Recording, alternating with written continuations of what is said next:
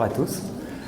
Alors peut-être avant de commencer, si vous voulez bien, en avant-propos, je voudrais rappeler que nous sommes dans le mois de l'économie sociale et solidaire et que nous agissons de façon active dans cette économie-là. Les mutuelles, alors aujourd'hui sous l'égide de la mutualité française, particulièrement également la MGEN qui bientôt va fêter ses 70 ans dans quelques jours. Et depuis ses débuts, eh bien, nous avons toujours été sur le terrain de l'action sociale, sanitaire, au début avec la tuberculose, ensuite avec la prise en charge d'une façon originale de la santé mentale. Nous avons été aussi aux côtés des femmes dans les années 70, rappelez-vous, avec l'IVG. Un an avant le remboursement de l'IVG, nous avons remboursé cet acte médical. Voilà, donc comme vous l'a dit Charlotte, je suis conseiller principal d'éducation. Président, ce n'est pas mon métier, hein, j'occupe un mandat au sein de la MGEN. C'est important de dire ça parce que c'est une des caractéristiques des entreprises de l'économie sociale et solidaire. C'est-à-dire que ce sont des acteurs. Là, je représente aujourd'hui, cet après-midi, les adhérents. Et je représente également notre bureau national et dans le respect effectivement des décisions qui sont prises au niveau national. Et nous engageons dans certains choix et je vais vous montrer lesquels. Alors oui, un petit rappel, oui, la MGEN fait partie de l'ESPER. Alors peut-être que certains ne savent pas ce que c'est que l'ESPER. L'ESPER, c'est l'économie sociale et solidaire, partenaire de l'école. Et oui, nous y avons notre place. Hein. Vous avez bien vu que les dirigeants de la mutuelle sont issus de l'éducation nationale. Et donc les enjeux, les préoccupations de l'école, c'est aussi les préoccupations de la MGEN. Alors j'en profite pour faire une petite annonce.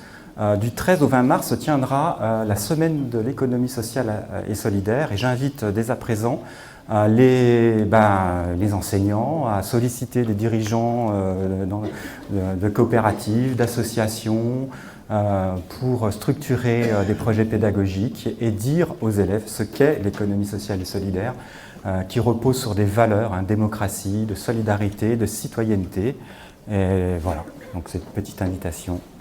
Et ce faisant, je vais entamer donc mon propos sur le numérique.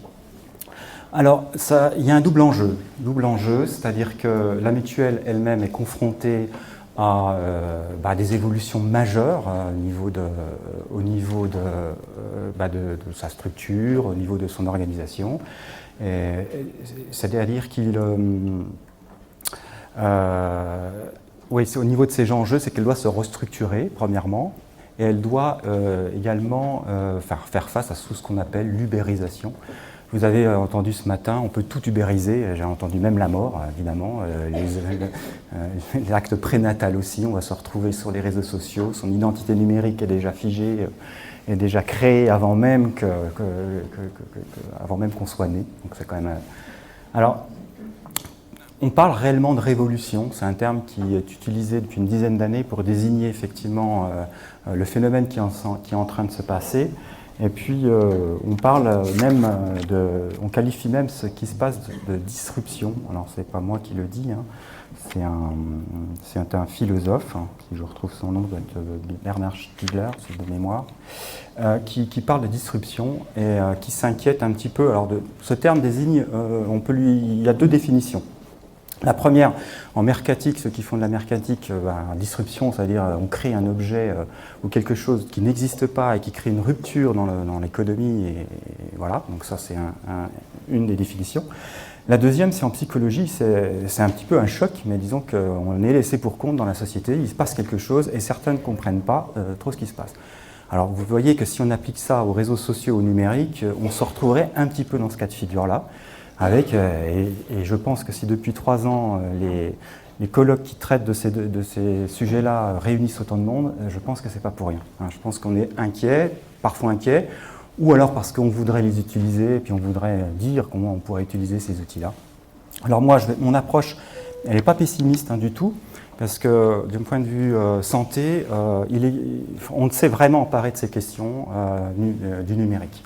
On s'est emparé de ces questions. Il existe à l'heure actuelle plus de 50 000 applications destinées au bien-être, et à la santé.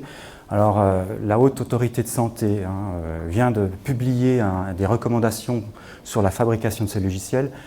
Et on est dans une zone grise, c'est-à-dire qu'on ne sait pas trop où est le bien-être, où est la santé. Et donc, voilà. Donc, il y a une législation qui se met en place, des recommandations. Mais là, je vais vous montrer, au sein de la mutuelle, au sein de la MGN, une application qui est mise en place dans le traitement enfin, c'est pour prévenir, enfin plus exactement, pas le traitement, mais prévenir les maladies cardiovasculaires.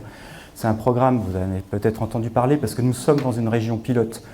Il s'agit du programme ViveOptime.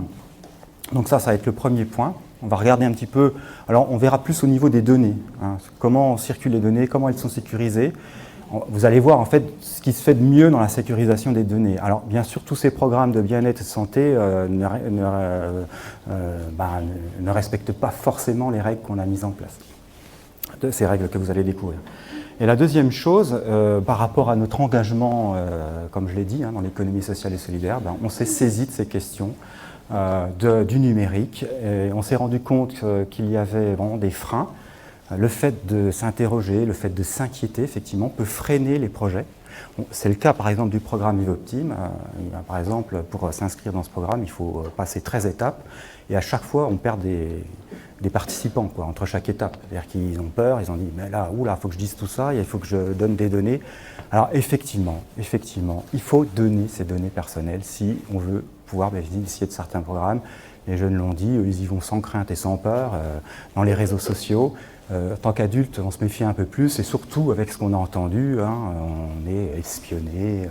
Ce big data, on appelle ça le big data, toutes ces données qu'analysent les mathématiciens pour essayer, quelque part, pour faire un gros raccourci, de prévenir à l'avenir et de décider des choix avant même que vous ayez l'idée d'y penser, de vos choix. Donc ça, c'est... Voilà.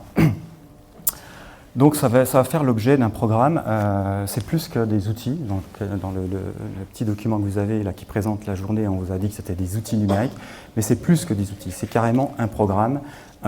Et on va vous dire que c'est pas la MGN qui le porte seul, c'est vraiment là, on est sur une nouvelle forme aussi de faire les choses. On voudrait travailler de façon collaborative. Voilà. Donc je vais rapidement, avant d'en dire trop, présenter donc ViveOptime. Alors ViveOptime repose sur des services, 4 services, vraiment brièvement. Donc vous avez donc de l'information, on donne de l'information, ça c'est on va dire le b.a.-ba, c'est un des services. Le deuxième, c'est qu'on propose aux participants une évaluation de son risque, donc on va détecter si c'est quelqu'un à risque. Alors je vous dis, ça c'est le deuxième service qu'on propose. Le troisième, après, évidemment, c'est qu'on accompagne les personnes à risque ou qui ne le sont pas. Même si on n'est pas un facteur de risque, on peut continuer à rester dans le programme. Et puis après, en fonction de sa motivation, de son implication, eh bien, on peut suivre les indications données par des coachs qu'on peut contacter soit par téléphone ou qu'on peut effectivement qu'on peut dialoguer par les réseaux sociaux, par Internet, donc sur le web. Le quatrième service, ce sont les objets connectés. Ben oui, ce programme est fondé sur les nouvelles technologies. C'est-à-dire qu'on va nourrir ce qu'on appelle le monitoring, c'est-à-dire que toutes les informations qui concernent la santé vont être stockées sur un serveur, un SI, un serveur d'information, à destination des professionnels de santé, des infirmières, médecins. Voilà. Donc, et il y a une plateforme pour obtenir ces objets connectés. Alors oui, on va se retrouver avec soit un bracelet, avec... Alors encore une fois, on y va, on n'y va pas, c'est un choix, on n'est pas dans une dictature du numérique. C'est vrai que c'est un enjeu de société aussi, entre le choix du numérique, il y en a qui s'inquiètent, est-ce qu'on est vraiment, on se doit se conformer à Internet, à ces outils-là, ou est-ce qu'on est libre d'agir? Donc ça, c'est une question philosophique. Mais je n'y répondrai pas. Il y a des philosophes qui ont largement débattu, on pourra faire un colloque là-dessus d'ailleurs. Voilà en gros le programme. Les outils, c'est essentiellement Internet, vous l'avez vu, dans les 4 domaines on retrouve le web.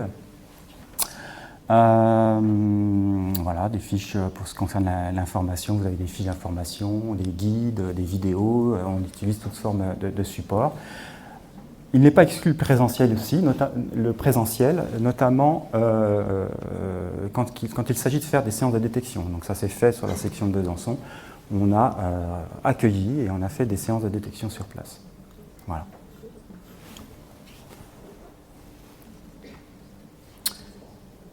Alors, juste peut-être quand même quelques chiffres par rapport à ça, pourquoi on s'est investi dans ce domaine-là. C'est qu'en France, hein, on a 3000 AVC et infarctus du myocarde, donc ça représente une personne sur 600, et c'est une des premières causes, vous le savez, de mortalité en France, la première cause. Et parallèlement, il est possible de prévenir la plupart des maladies cardiovasculaires en s'attaquant aux facteurs de risque comportementaux. Donc c'est pour ça qu'il y a ce programme. C'est-à-dire qu'on sait que si des personnes s'inscrivent dedans et veulent prendre en charge leur santé, eh ben, on peut le faire, on peut l'accompagner. Ouais.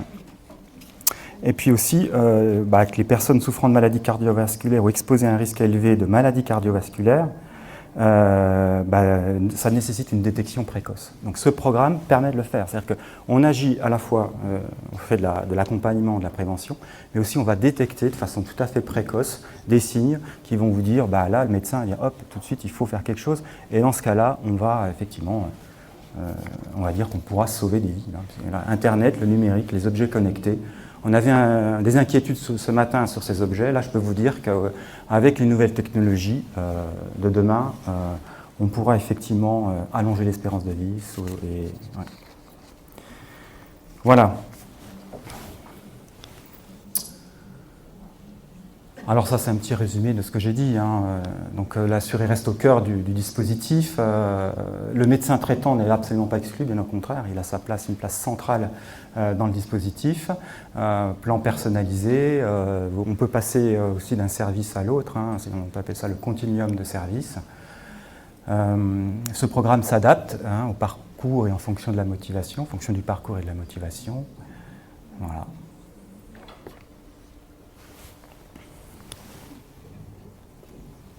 Alors c'est là qu'on entre un petit peu dans le vif du sujet sur ce qu'on appelle un environnement sécurisé. Alors vous découvrez en haut le portail sur lequel on entre pour découvrir l'application. Et si on fait le choix d'y participer, du coup on rentre dans un environnement sécurisé. Et l'élément central, c'est le dispositif SI, système d'information. Oui. Et en fait, les échanges se font à travers ce serveur, qui est bien sûr tout à fait sécurisé. Hein. C'est-à-dire que chaque fois déjà pour arriver, il faut s'identifier, je vous montrerai tout à l'heure. Et puis ensuite, ces données sont cryptées et en plus hachées. Hein. C'est-à-dire que les syllabes sont découpées, mises dans différents sens, et en plus cryptées. Et puis, donc, les données qu'on entre, on fait le choix. Hein. Alors, c'est l'utilisateur, le portail, vous avez le portail participant, donc du participant qui, lui, peut utiliser soit son ordinateur personnel ou un appareil mobile, son smartphone. Eh bien, il va faire le choix de communiquer certaines informations. Ces informations seront à destination des personnels de santé, le portail PS ici, et dont son médecin traitant pourra avoir accès. Et en bas, nous avons le portail des coachs santé. Alors, parmi les coachs, on a soit des infirmiers, infirmières, ou des éducateurs sportifs, par exemple, qui vont vous proposer un programme d'activité. Alors, les informations, évidemment, un médecin verra des informations que ne verra pas une infirmière ou un professionnel sportif.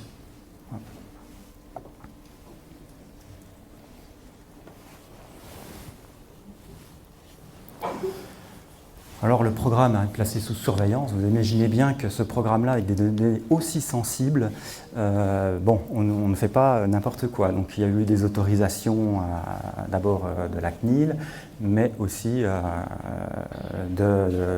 du ministère, parce que c'est signé par la ministre de la Santé.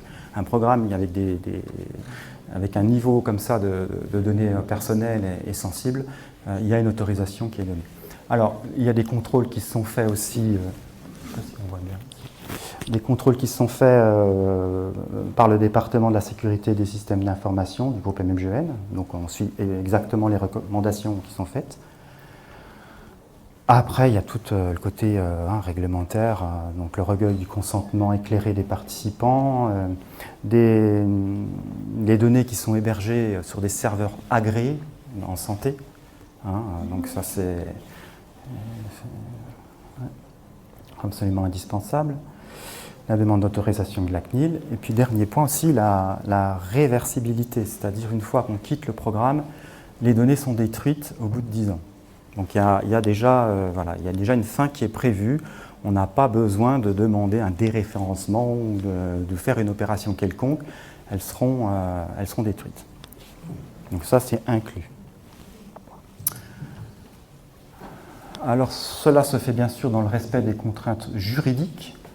Celle d'abord de la CNIL, donc une autorisation qui a été accordée le 16 juillet 2005 pour une expérimentation. Vous savez qu'on est sur une expérimentation sur 2 ans. La CNIL qui désigne la MGN comme responsable du traitement global, c'est-à-dire qu'on peut avoir des sous-traitants, des personnes qui travaillent pour nous, mais il n'en demeure pas moins qu'on reste responsable. Voilà. Alors, des données sont externalisées à des tiers de confiance. La MGN ne dispose d'aucune donnée personnelle nominative. C'est-à-dire qu'on ne peut pas dire qui a eu telle pathologie, etc. On peut dire aussi que le programme bénéficie également de l'expérimentation de la MGN, de son expérience plus exactement, dans le cadre de la gestion du RO, régime obligatoire. Elle traite énormément de données de santé et ces données, bien sûr, sont, à travers des serveurs sécurisés, sont transmises à la CNAM. Et la CNAM, peut, une fois qu'elles sont anonymisées, peut faire des traitements sur ces données et donner des autorisations à des universités, à des chercheurs, par exemple, pour faire des études. Là aussi, c'est l'intérêt du big data dans le domaine de la santé, c'est d'avoir des masses énormes dans le domaine de la santé et on peut faire des recoupements en disant lui, il avait telle chose, donc ça implique telle pathologie. Et vous voyez qu'il y a plein d'études qui sont faites et on pourra trouver des corrélations qu'on ne pouvait pas faire.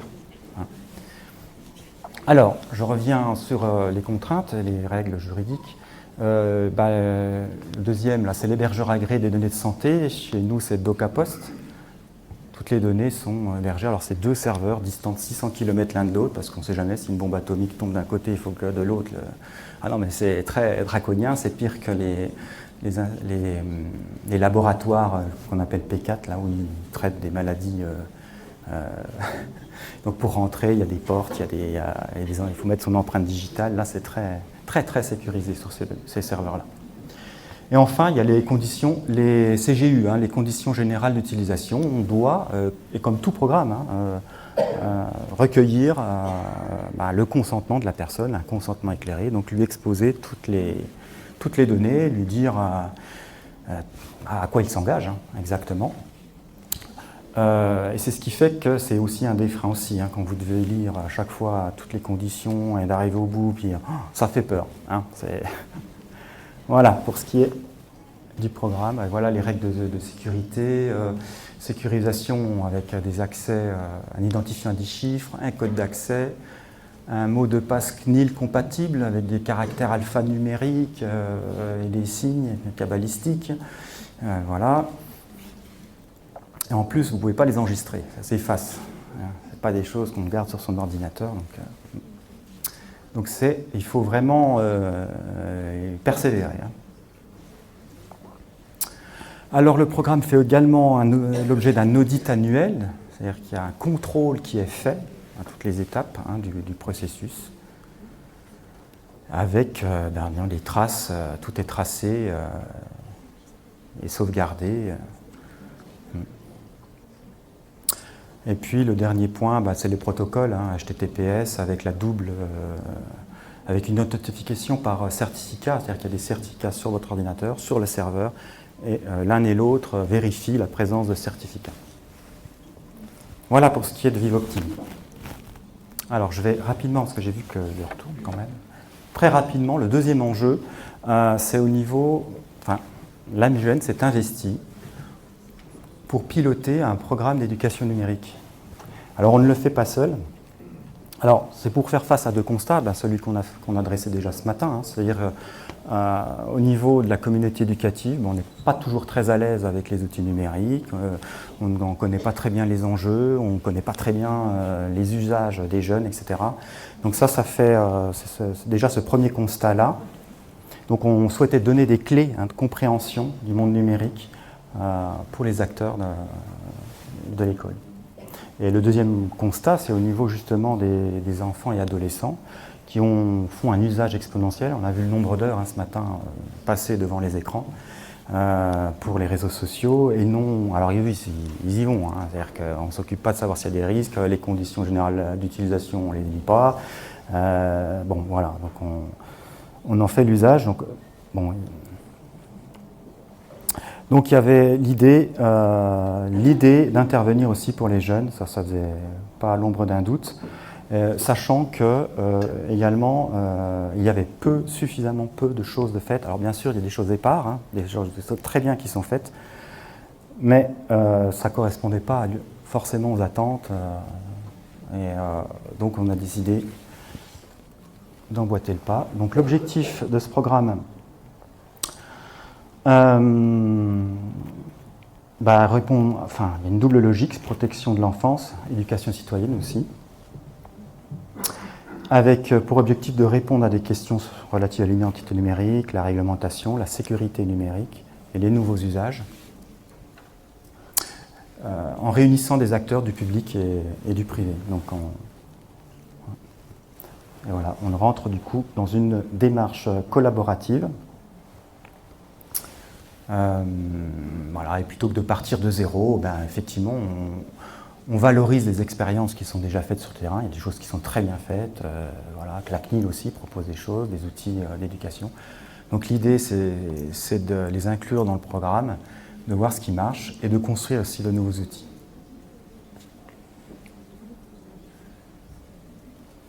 Alors l'avantage, c'est qu'on s'appuie aussi sur la diversité des approches et il y a plein de choses qui sont expérimentées dans ce domaine.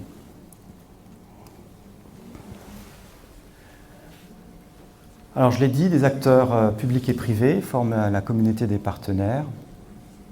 Alors on a dans le domaine de l'édition, de l'audiovisuel, des éditeurs, des institutions publiques, des médias, des administrations. Et chacun contribue au programme selon ses moyens, par des réflexions, des contenus pédagogiques, de former des référents innovation. Je vais vous dire tout à l'heure qui sont les référents innovation. Et contribuer à la co-construction de biens communs, de l'éducation. Alors ça aussi, c'est une idée, on va dire, moderne, la notion de commun. Voilà quelques exemples d'apports des partenaires. La MGN qui va mettre à disposition tout son réseau de militants, d'adhérents, et qui pilote le projet. La CNIL pourra évidemment apporter des solutions, comme le collectif EducNum, l'association Déclics, alors très intéressant, mais je ne pourrai pas le temps de vous la présenter, mais je vous invite à découvrir les espaces création de l'association, le réseau Canopé. Alors, le programme tourne sur la notion de construction publique-privée de biens communs. Vous avez entendu parler de ces notions-là, c'est-à-dire que tout ce qui est créé ne sont pas propriétés d'une personne et on n'y met pas un droit dessus, c'est-à-dire qu'elles peuvent être réutilisées à l'identique. C'est vraiment mettre à disposition d'eux et chacun pourra profiter de la ressource pour monter un projet d'éducation.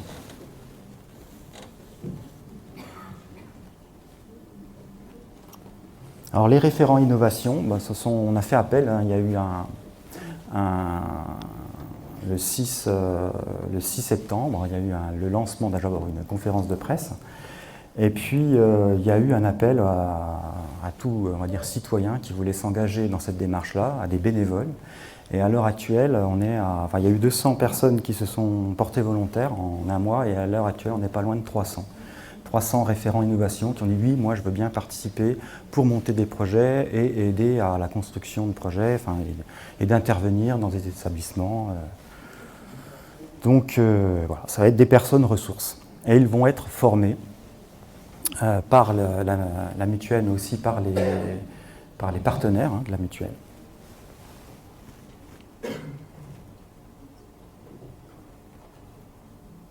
Donc cette formation interviendra le 1er 2 décembre. C'est le lancement du programme. Là, ce que vous découvrez là, c'est un peu une avant-première, parce que le lancement officiel se fait le 1er décembre à Paris. À partir de décembre, on va construire les objets du programme avec des outils. Donc on est toujours en co-construction d'outils. Et à partir de janvier, on pourra déployer le programme. Vous voyez que dans l'échelle de temps, ça s'est fait très vite. La décision a été prise en Assemblée générale au mois de juillet. Et puis là, au mois de janvier, on va pouvoir être en mesure de dire on va accompagner des équipes pédagogiques, des gens qui veulent former avec soit les élèves, soit les parents, soit la communauté, enfin toutes les personnes de la communauté éducative. On pourra être en mesure de développer des projets. Et chez nous, à Besançon, on a la chance d'avoir un groupe de réflexion autour de Madame Ada Normand. Et on a déjà réfléchi à des choses. On avait, à l'époque, je me dis, mais que peut apporter la MUGEN ? Pas grand-chose. J'avais dit ça à une des dernières réunions. Là, je vais pouvoir dire, on peut amener des référents innovation sur le terrain et accompagner des projets avec des moyens humains, ce que je n'avais pas à l'époque. Je ne pouvais pas dire qu'on aurait des moyens humains pour accompagner ces projets. Alors il y a le site, voilà, il y a un site qui traite de ces questions, si vous voulez aller voir comment préparer les enfants numériques. On y met déjà plein de choses, il y a des ressources qui sont déjà mises sur ce site.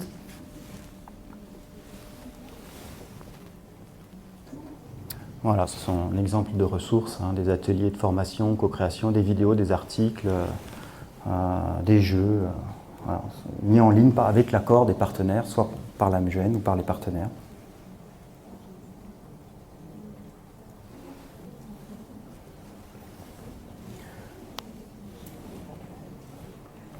Voilà, alors le programme s'appelle Progen, avec le hashtag, là, ça fait moderne. Donc il est co-organisé par la MUGEN, l'ACNIL et l'association Déclix. Nous avons le marrainage d'Axel Lemaire, secrétaire d'État au numérique. Ce programme donc, souhaite offrir des réponses concrètes aux besoins de la communauté éducative via une formation et un accompagnement à la concrétisation des projets innovants.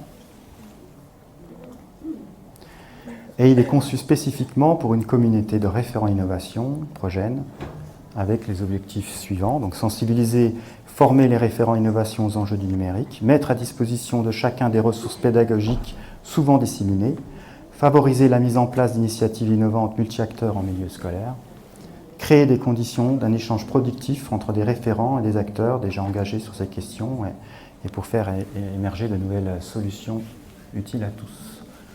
Voilà l'idée du programme. Merci.